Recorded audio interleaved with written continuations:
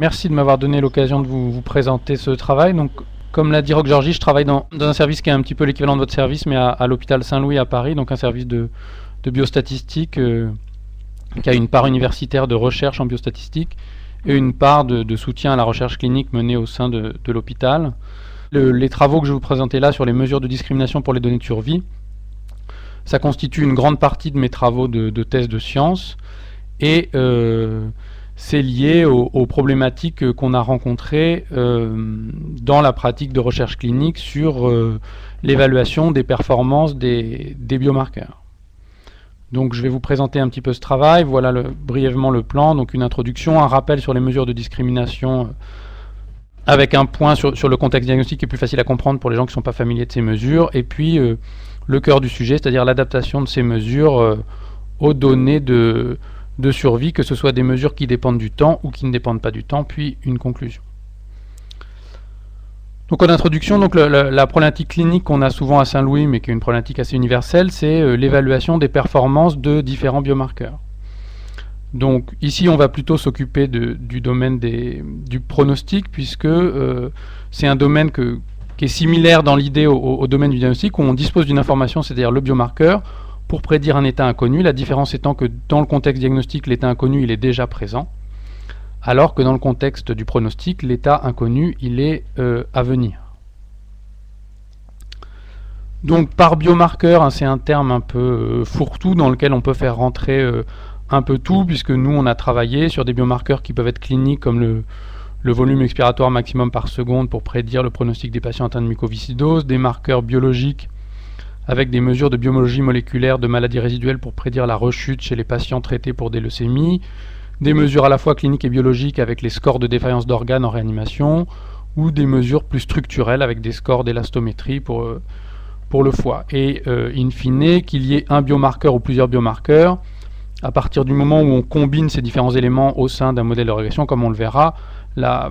question ne se pose pas vraiment de la nature initiale du biomarqueur.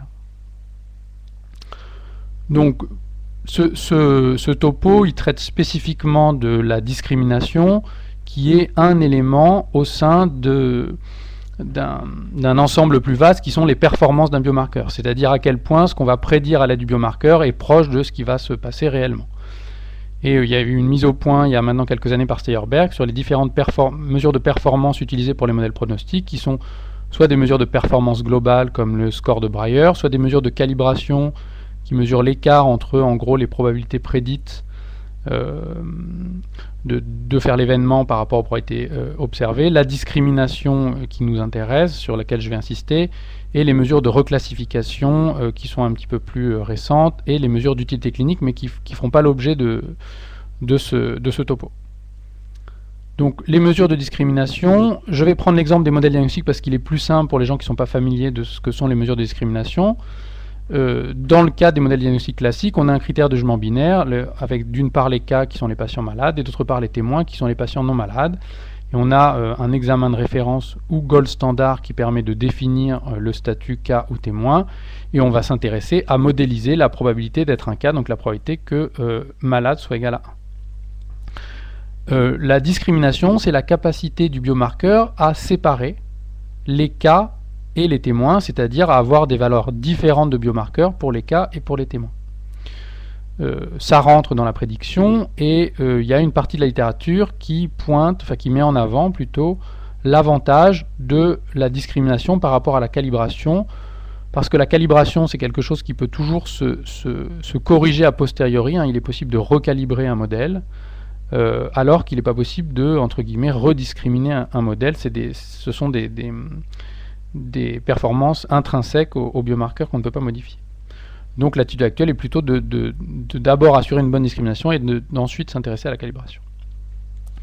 Donc ça c'est un tableau qui est assez parlant pour les gens qui sont formés à l'épidémiologie, hein, qui représente le cas classique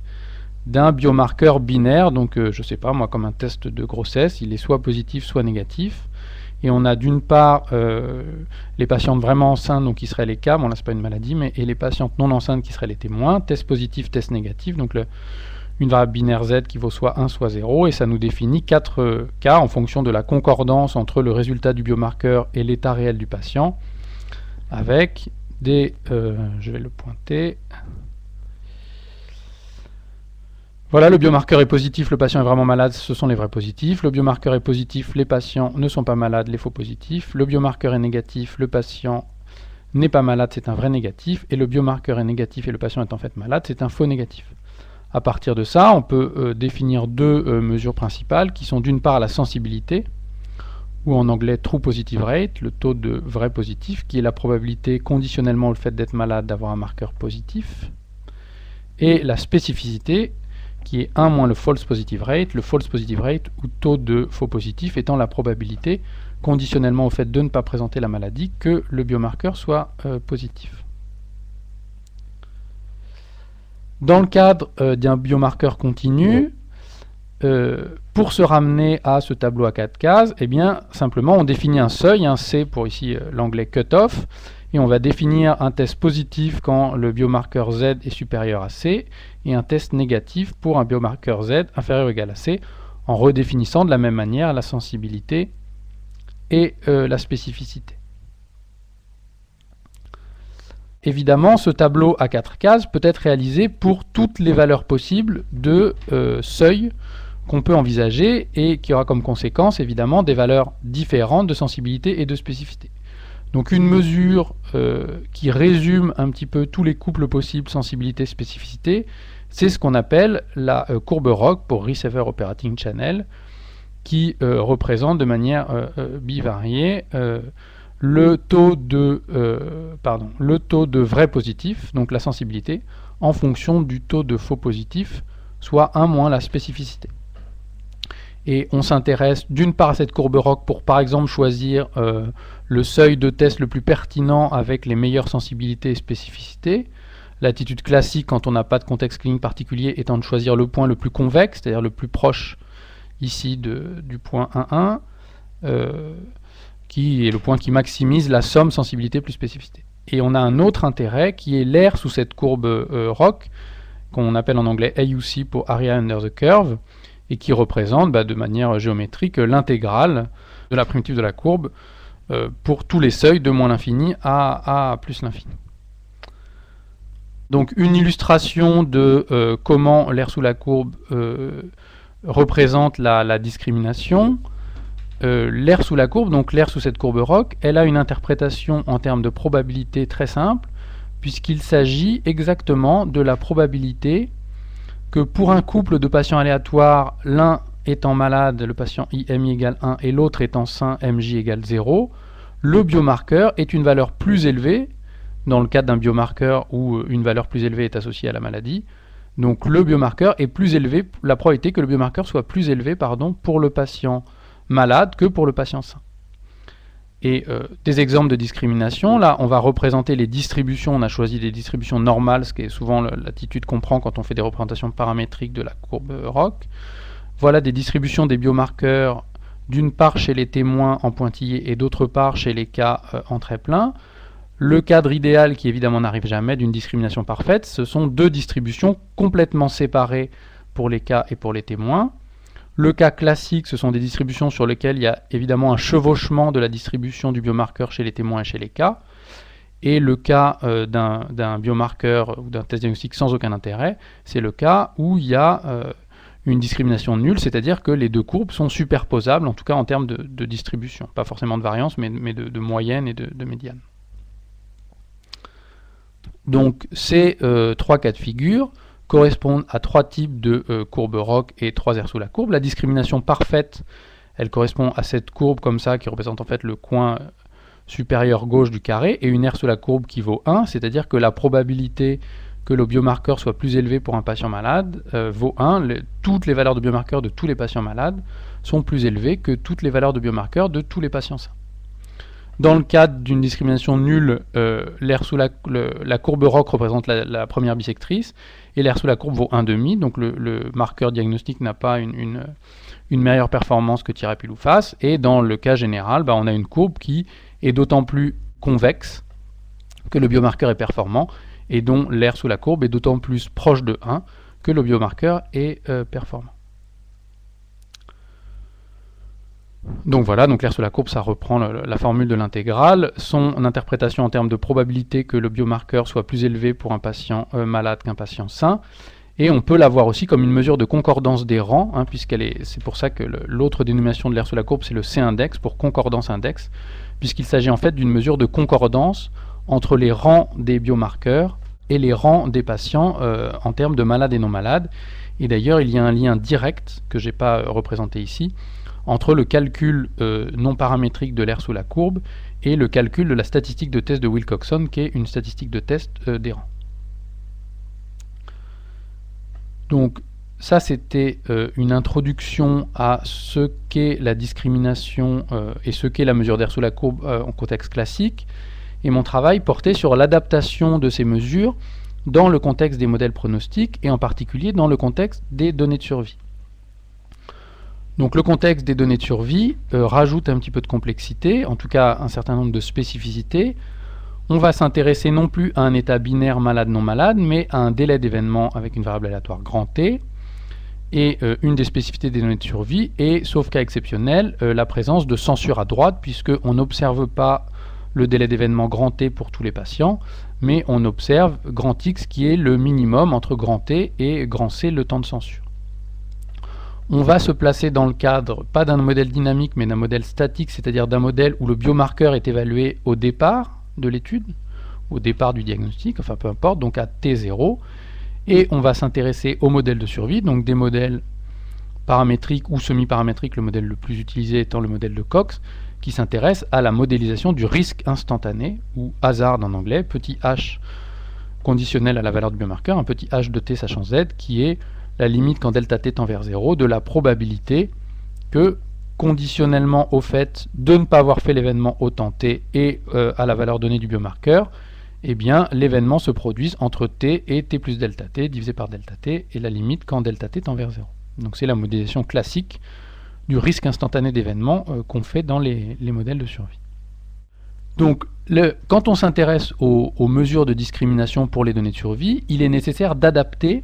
les définitions de cas, c'est-à-dire de patients malades, et de témoins, c'est-à-dire de patients non malades. Puisqu'on s'intéresse au délai d'événement, le statut cas et témoin va dépendre évidemment du temps d'évaluation t. Donc ce statut dépendant du temps t, toutes les mesures qui en découlent, la sensibilité, la spécificité, la courbe ROC et l'air sous cette courbe vont elles aussi devenir dépendantes du temps d'évaluation. Ça a amené à une taxonomie des mesures de discrimination qui a été définie par Igerty il y a maintenant presque 10 ans, sur les différentes mesures de discrimination qu'on pouvait envisager, qui découlent des différentes définitions des patients cas et des patients témoins. Donc, si on s'intéresse à des données de survie, c'est-à-dire survenues d'un événement au cours du temps, il y a deux définitions possibles des cas. On va s'intéresser soit au cas prévalent, c'est-à-dire pour un temps défini petit t, à l'ensemble des patients qui ont expérimenté, qui sont décédés si c'est vraiment la survie, ou qui ont expérimenté l'événement d'intérêt de manière plus générale avant le temps petit t, ou au cas incident, c'est-à-dire aux patients qui expérimentent l'événement au temps t. Donc il y a deux définitions pour les cas, et il y a de la même manière deux définitions pour les témoins, qui sont soit les témoins dynamiques, c'est-à-dire tous les patients qui, au temps petit t, n'ont toujours pas expérimenté l'événement, donc leur délai d'événement est supérieur au temps petit t, et les témoins statiques, qui sont des témoins qui n'ont pas expérimenté l'événement, non pas au temps t d'évaluation de la discrimination, mais à un temps t étoile qui est fixé, et qui sera donc le même pour différents temps petit t, et qui est fixé en étant assez largement supérieur à t, on verra pourquoi, et on qualifie ça de témoins statiques. Donc en combinant ces deux définitions de cas et ces deux définitions de témoins, on arrive non pas à 4 définitions d'air sous la courbe, parce qu'il y en a une qui n'est pas utilisée, mais à 3 définitions d'air sous la courbe, soit l'air sous la courbe cumulé dynamique, qui va donc être la capacité à discriminer, c'est-à-dire à ordonner correctement les valeurs du biomarqueur entre un cas cumulé, c'est-à-dire un patient ayant fait l'événement avant le temps t, et un témoin dynamique, c'est-à-dire un patient n'ayant pas fait l'événement au temps t, donc R sous la courbe cumulé dynamique. L'aire sous la courbe incident dynamique va évaluer les capacités de discrimination du biomarqueur entre les patients K qui font l'événement au temps T, c'est-à-dire les cas incidents, et les témoins dynamiques, les patients qui n'ont pas fait l'événement encore au temps T. Et enfin, la troisième manière de combiner les définitions des cas et témoins dépendants du temps,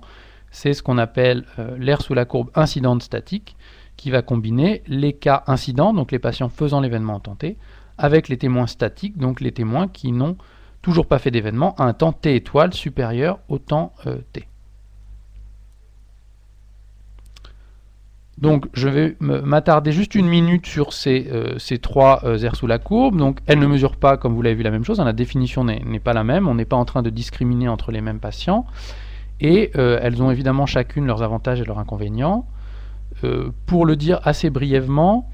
la justification de l'aire sous la courbe cumulée dynamique, c'est une justification clinique, parce que c'est une application directe du cas du diagnostic, où on sépare à chaque temps T d'évaluation la totalité de l'échantillon en deux moitiés, enfin en deux parties, les patients n'ayant pas fait l'événement AT et les patients ayant fait l'événement AT, donc c'est vraiment une transposition directe du cas diagnostique. L'aire sous la courbe incidente dynamique, elle a des propriétés mathématiques plus intéressantes, et on le verra après, parce que la manière dont elle est calculée, notamment, est sur le modèle de la participation d'un patient à la vraisemblance d'un modèle de survie, c'est-à-dire que le patient est défini comme un cas une seule fois au moment où il crée son événement, où il fait son événement, et comme un témoin, donc au dénominateur, quelque part comme pour la vraisemblance, pour tous les temps après l'événement. Et enfin, l'aire sous la courbe incidente statique, elle a des justifications d'intérêt épidémiologique, et la discrimination incidente statique, c'est une manière de prendre en compte en fait l'erreur de mesure sur l'évaluation de la maladie. L'idée étant de dire que si on s'intéresse à discriminer les patients, je ne sais pas moi, qui vont rechuter de leur leucémie avant un an ou après un an, il y a une certaine incertitude sur la période de mesure de la rechute, et entre un patient qui rechute à 11 mois qui va être considéré comme un cas et un patient qui rechute à 12 mois et 1 jour qui va être considéré comme un témoin, on peut penser que c'est pas très pertinent de considérer les patients qui rechutent à 12 mois et 1 jour comme des témoins. Donc on va fixer un temps T étoile éloigné à 2 ans en disant les témoins sont entre guillemets des vrais témoins, c'est-à-dire des gens qui n'ont pas rechuté dans les 2 premières années, dont on est sûr qu'ils ont vraiment une maladie qui a des caractéristiques différentes de ceux qui rechutent dans la première année, par rapport à séparer ça sur un point ponctuel avant un an, après un an. Donc un des travaux de ma thèse, ça a été l'importance du choix du temps d'évaluation dans les mesures de la discrimination temps dépendante. Donc l'idée, c'était de voir comment évoluent deux des mesures que je vous ai présentées, parce qu'en fait ce sont les deux les plus utilisées, c'est-à-dire l'aire sous la courbe cumulée dynamique et l'aire sous la courbe incidente dynamique, en fonction du temps, dans le cadre d'un effet pronostic non dépendant du temps, puisqu'effectivement on peut imaginer des biomarqueurs qui auraient un effet dépendant du temps. On peut tout à fait prendre ça en compte dans les modèles de Cox avec des coefficients qui dépendent du temps, mais là c'est pas la situation dans laquelle on s'est placé. La situation dans laquelle on s'est placé, c'est une situation où l'effet du temps est fixe, donc le hazard ratio, enfin l'effet du biomarqueur est fixe au cours du temps, donc le hazard ratio est fixe, et on veut voir comment la discrimination va évoluer au cours du temps alors même que l'effet est fixe. Donc on a deux situations, le cas où le biomarqueur est binaire, pour lequel on peut directement écrire analytiquement la valeur de l'aire sous la courbe et voir comment elle évolue au cours du temps, et le cas où le biomarqueur est continu, qui est un peu plus compliqué, dans lequel on a résolu le problème par une intégration numérique. Donc dans le cadre d'un biomarqueur binaire Z, donc, qui vaut soit 0 soit 1, et de modèles de temps de survie suivant des modèles paramétriques exponentiels, mais ça marche aussi pour des modèles de Weibull, là on présente les résultats pour un modèle exponentiel. On peut écrire, l'écriture est un peu lourde donc je ne vous l'ai pas présenté, mais on peut écrire la valeur de l'aire sous la courbe cumulée dynamique et de l'aire sous la courbe incidente dynamique, et voir que ces valeurs dépendent évidemment de l'association entre le biomarqueur et le risque d'événement, et ça c'est via le hazard ratio, mais aussi de la prévalence du biomarqueur et du temps d'évaluation. Donc on peut en calculer ces limites en 0, et on voit ici que la limite de l'aire sous la courbe cumulée dynamique et la limite de l'aire sous la courbe incidente dynamique sont les mêmes en 0, et dépendent de la prévalence du biomarqueur et de l'association du biomarqueur avec le risque d'événement. Et on peut aussi s'intéresser aux limites quand t tend vers l'infini, il est intéressant de remarquer que la limite pour l'aire sous la courbe cumulée dynamique dépend de la prévalence, et que la limite pour l'aire sous la courbe incidente dynamique, elle est fixée à 1,5, quelle que soit la prévalence du biomarqueur. Donc on peut aussi faire un travail sur l'aspect de la courbe, et notamment montrer sa monotonie. Alors c'est facile à montrer quand la prévalence du biomarqueur est 1,5, c'est plus compliqué sinon. Et ce qu'on peut montrer, c'est que l'aire sous la courbe incidente dynamique est toujours croissante puis décroissante, et en fait elle est croissante uniquement très initialement et très vite décroissante, et l'aire sous la courbe cumulée dynamique, elle, ça dépend de l'association entre le biomarqueur et les événements. Pour un hazard ratio supérieur à 2, c'est croissant puis décroissant, alors que si le hazard ratio est inférieur ou égal à 2, c'est uniquement croissant. Donc je vous ai illustré là, dans le cas d'une prévalence d'un biomarqueur de 30%, et pour différentes associations entre la valeur du biomarqueur et le délai d'événement, donc aucune association, hazard ratio à 1, une association moyenne 1,5, plus forte 2 et très forte 4, les évolutions des aires sous la courbe cumulée dynamique et des aires sous la courbe incidente dynamique, où vous voyez le profil. Alors en fait la croissance initiale elle est très faible donc on ne la voit pas, mais croissant puis très vite décroissant de toutes les aires sous la courbe incidente dynamique, et le profil soit croissant uniquement des aires sous la courbe cumulée dynamique quand le HR est inférieur ou égal à 2, soit croissant puis décroissant quand le HR est égal à 4. Et évidemment, dans le cadre de biomarqueurs non informatifs, si le HR vaut 1, donc il n'y a aucune association entre la valeur du biomarqueur et le temps d'événement, là on a une courbe plate, puisque on a une aire sous la courbe qui vaut 0,5, c'est-à-dire aucune capacité de discrimination comme attendu. Donc dans le cadre d'un biomarqueur continu, la situation est moins simple, et on peut s'en sortir en réécrivant par le théorème de Bayes la valeur de l'aire sous la courbe cumulée dynamique et incidente dynamique en fonction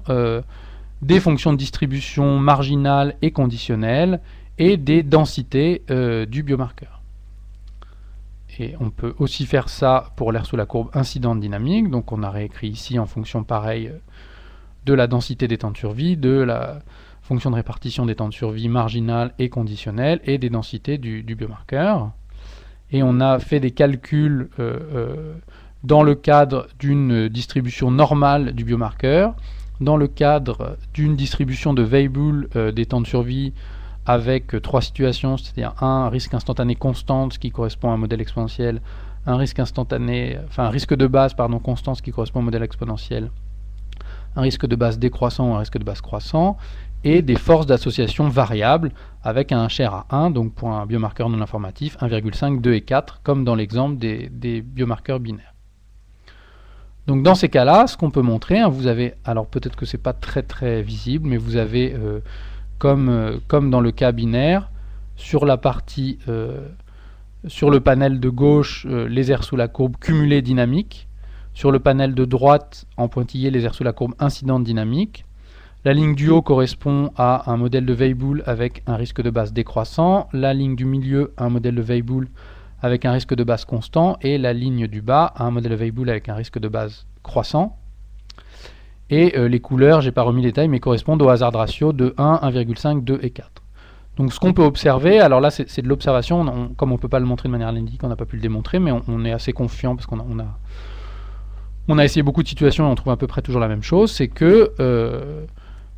on est dans un cas plus simple où l'aire sous la courbe cumulée dynamique est toujours croissante, l'aire sous la courbe incidente dynamique est toujours croissante,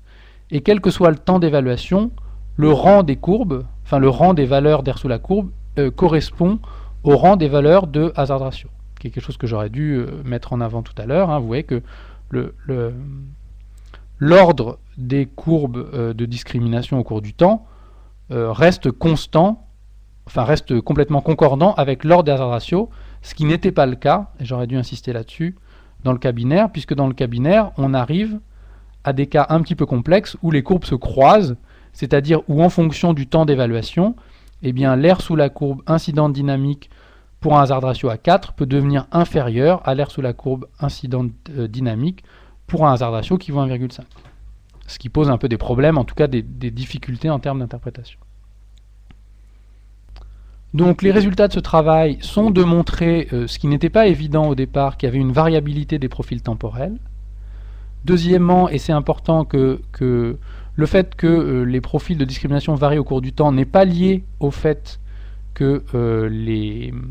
que l'association ou que le risque varie au cours du temps, puisque ces profils temporels que je vous ai montrés, ils ont été définis pour des associations constantes dans des modèles exponentiels ou de Weibull avec des coefficients qui étaient fixes dans le temps, ce qui implique que le choix du temps d'évaluation est très important, en particulier dans le cas d'un biomarqueur binaire, puisque vous avez vu que pour un biomarqueur avec un hazard ratio à 4 et un biomarqueur avec un hazard ratio à 1,5, en fonction du temps qu'on choisit pour évaluer la discrimination, on peut avoir une meilleure discrimination pour l'hazard ratio à 4 ou une meilleure discrimination pour l'hazard ratio à 1,5. Donc il faut vraiment qu'il y ait une justification clinique à un choix pertinent de temps d'évaluation et pas un choix data-driven en choisissant le meilleur temps pour faire apparaître un peu artificiellement la meilleure discrimination possible. Et enfin, l'alternative sur laquelle je vais brièvement m'étendre ensuite, c'est le fait de choisir une mesure de discrimination qui ne soit pas dépendante du temps. Donc, des mesures de discrimination temps indépendantes, il en existe. Là, j'ai repris les 3 mesures de discrimination qu'on avait définies, cumulée dynamique, incidente dynamique ou incidente statique. Mais on pourrait envisager d'avoir une mesure qui soit indépendante du temps, c'est-à-dire qui évalue directement la probabilité que le biomarqueur du patient I, pour un patient I dont le temps d'événement est plus précoce que le patient J, eh bien son biomarqueur soit plus élevé. Donc une concordance entre les rangs du biomarqueur et les rangs des temps d'événement, indépendante du temps d'évaluation de la discrimination. Donc, ce sont des choses qui existaient déjà, et même depuis assez longtemps en fait, puisque le C-index proposé par Harel, l'indice de concordance des rangs, il avait été proposé par Harel dès les années 1980, bon, avec une estimation un peu biaisée, mais dans l'idée, ça avait déjà été proposé depuis longtemps. On peut renverser la probabilité en estimant ce qui a été proposé plus récemment, quelque chose qui s'appelle le CPE pour Concordance Probability Estimate, qui est la probabilité conditionnellement au fait que le patient I ait un biomarqueur plus élevé que le patient J, que son temps d'événement soit plus précoce. Ce qui est le renversement du conditionnement qui est ici, un petit peu comme la valeur prédictive positive et la valeur prédictive négative sont des renversements des conditionnements des sensibilités et spécificités. À noter, que ce qu'on a remarqué dans le travail de thèse, qu'on peut écrire assez facilement mais qui n'avait jamais été signalé, que pour des temps d'événement continus et des biomarqueurs continus, de toute façon les valeurs sont égales.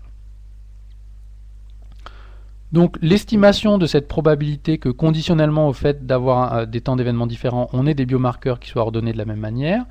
il y a une première estimation non paramétrique qui date d'il y a très longtemps puisqu'elle a été proposée par Harel en 1982, et qui était simplement le ratio entre ce que Harel a appelé les paires concordantes sur la somme des paires informatives. Alors qu'est-ce que ça veut dire des paires concordantes et des paires informatives? Les paires informatives sont toutes les paires qu'on peut former entre deux individus pour lesquels on peut ordonner les temps d'événement. Et les paires concordantes sont parmi ces paires informatives toutes les paires pour lesquelles les valeurs du biomarqueur sont bien ordonnées de manière concordante avec l'ordonnancement des temps d'événement. Le problème de cette estimation, c'est que tout le monde, on ne peut pas constituer toutes les paires possibles de patients 2 à 2, puisque ceux-ci sont les temps réels d'événement. Or, nous, on observe le minimum entre un temps de censure et un temps d'événement. Donc, il y a des patients avec des paires non informatives. 2 patients qui sont tous les 2 censurés, on ne peut pas déterminer quel est le patient qui fera l'événement avant l'autre. Et donc, cette estimation, elle ne porte que sur les paires pour lesquelles le plus petit des 2 temps est un temps d'événement. Donc, en fait, on n'estime pas vraiment la probabilité que conditionnellement au fait que TI soit inférieur à TJ, ZI soit supérieur à ZJ, mais on estime la probabilité que ZI soit supérieur à ZJ conditionnellement au fait que TI soit inférieur à TJ et que TI soit le plus petit que les 2 temps de censure de CI et CJ. Et Gönen a montré en 2005, c'était pour ça qu'il proposait le CPE, qu'il y a un biais lié à la distribution de temps de censure et que plus on a de temps de censure, plus cette estimation du C-index surestime la vraie valeur du C-index. Donc pour corriger cette estimation et mieux prendre en compte la censure, il y a plusieurs choses qui ont été proposées. Il y a soit une technique d'IPCW, donc d'Inverse Probability of Censoring Weighting, qui a été proposée par Uno dans le JASA en 2007, soit, et je reviens un petit peu aux définitions qui dépendent du temps, soit une estimation à partir de l'aire sous la courbe incidente dynamique. L'aire sous la courbe incidente dynamique, je vous avais dit qu'elle présentait de meilleures propriétés mathématiques, et en effet, on peut montrer que si on l'intègre sur le suivi avec une pondération adaptée, et en gros une pondération par la fonction de survie et la densité des temps de survie, eh bien, cette mesure de discrimination qui nous intéresse indépendante du temps revient à intégrer sur le suivi toutes les valeurs possibles d'air sous la courbe incidente dynamique. D'où l'avantage un peu mathématique de l'air sous la courbe incidente dynamique, qui est que pondéré par les bonnes fonctions, on retrouve une mesure indépendante du temps. Donc une autre partie du travail de ma thèse, mais sur laquelle je ne vais pas trop m'attarder, c'était le fait de proposer une autre mesure indépendante du temps, qui était, elle, une moyenne, l'espérance de l'air sous la courbe cumulée dynamique. Pourquoi la cumulée dynamique? Parce que c'est ce que je vous avais dit tout à l'heure. L'air sous la courbe cumulée dynamique, donc, qui discrimine pour un temps t donné les patients ayant fait l'événement avant t des patients ayant fait l'événement après t, c'est quand même la mesure qui est la plus facile à comprendre, puisqu'elle est une extension directe du concept diagnostique, et quand on est quand même dans un contexte de travail avec des cliniciens pour le support à la recherche clinique, le fait que ce soit une mesure simple à comprendre est quelque chose qui est vraiment de valeur pour les échanges qu'on peut avoir entre les statistiques et la recherche plus clinique. Donc, comme il s'agit d'une variable aléatoire dépendante du temps, il suffit d'estimer son espérance, et d'ailleurs de la pondérer par la fonction de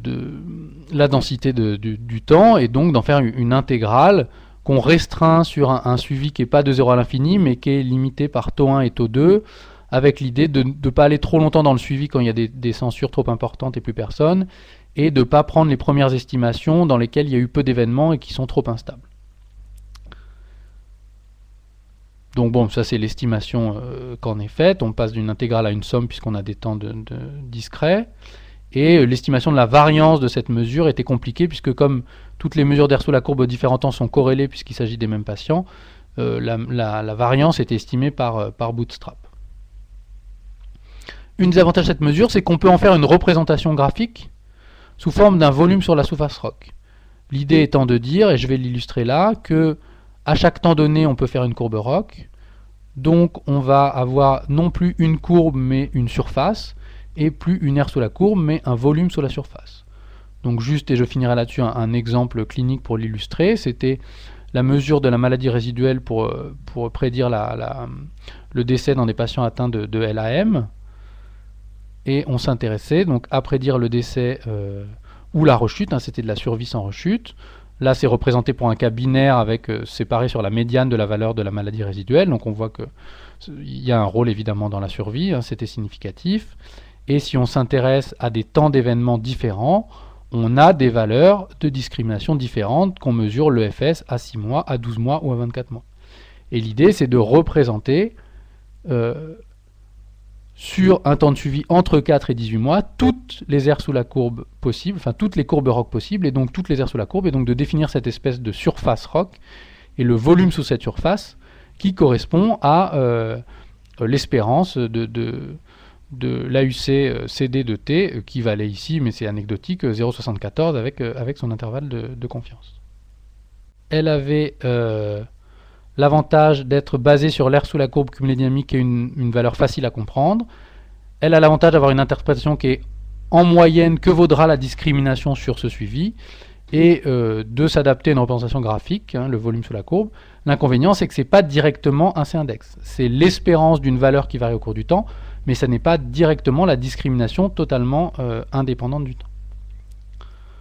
En conclusion de cette présentation, ce que j'aimerais que vous puissiez retenir de ça, c'est que il y a des mesures de discrimination adaptées aux analyses de survie. On n'est plus dans un contexte aussi univoque que le diagnostic, puisqu'il y a plusieurs mesures de discrimination qui sont adaptées, qui ne mesurent pas la même chose, puisqu'on fait plusieurs définitions des cas et des témoins, donc les interprétations sont différentes. Que, évidemment, lié à ça, il y a une importance d'une part du choix de la mesure qui va être utilisée, et d'autre part, comme on l'a vu pour les mesures indépendantes du temps d'évaluation, et que probablement que les capacités de prédiction ne peuvent pas se résumer par une seule mesure, qu'elle soit dépendante du temps, ou même qu'elle soit indépendante du temps, et qu'il faut l'accompagner de différentes mesures, y compris ce sur quoi on n'a pas insisté, mais de mesures de calibration et de reclassification et d'association simplement par le hasard ratio. Voilà, je vous remercie de votre attention.